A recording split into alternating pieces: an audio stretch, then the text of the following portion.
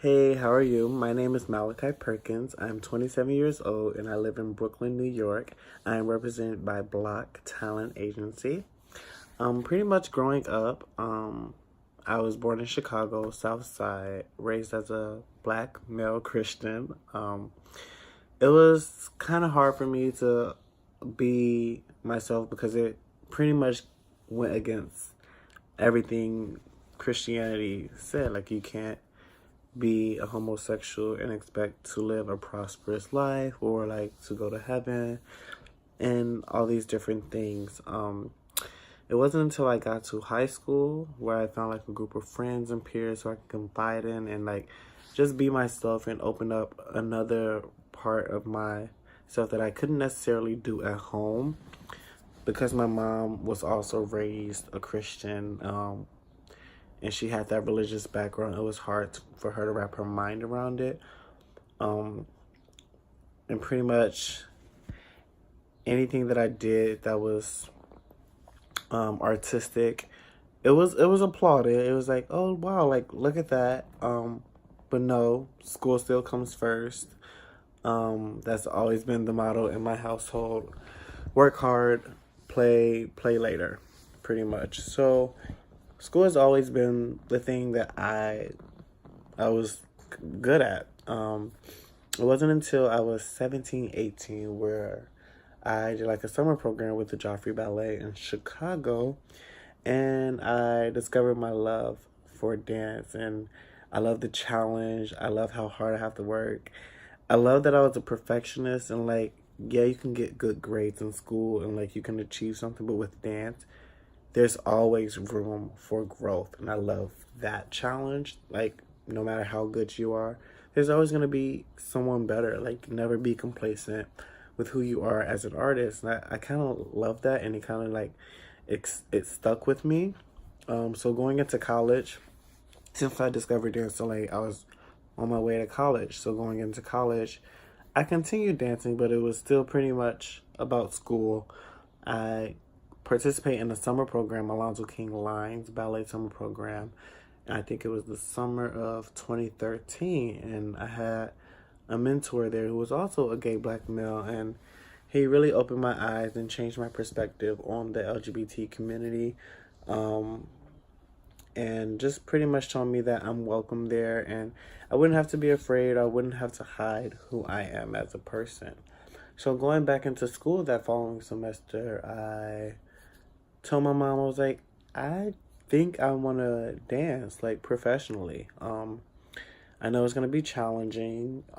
It's always going to be hard and I'm not going to have a consistent job all the time. And my mother was completely supportive of that. She's like, you have one life to live. You might as well do what you love and be passionate about it and not have any regrets when you grow up. So she pretty much helped me move to New York, and I've been here ever since. Just meeting new people and like,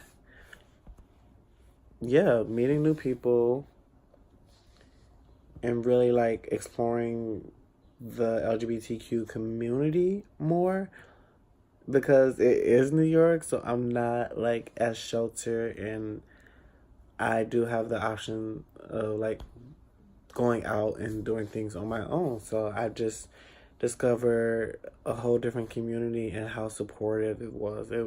I still remember attending Gay Pride in New York, and it was probably like the best experience of my life because it was just a place of love and I felt welcomed and I felt appreciated. And it was just, with all the hate that's going on in the world, being a part of that was just amazing. And it was like being a part of Stonewall like riots, like, well, not being a part of the Stonewall riots, but being able to see that history and like how the parade and Gay Pride, how all of that began from the riots. And then even as of recently, 6 months ago, I discovered the art of drag.